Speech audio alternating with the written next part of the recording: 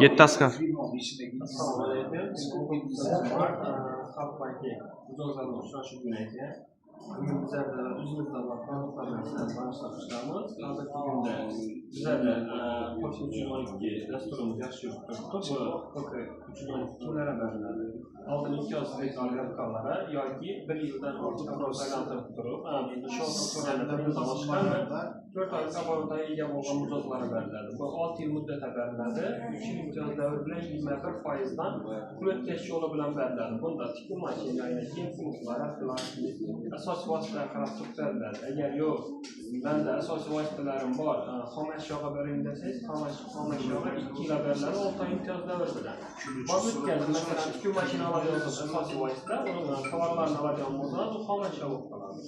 Yo'q, men oltin imtiyoz kredit yapmaganman, hamda misol o'zimni shotimda kreditim bor, hozir shotni olib kelaman degan bo'lsam, unda 3 oylik bizlarda kreditlar bor edi, 3 oy hech qanday ushlamaydi. Endi u ular bizlarda kreditlar bor.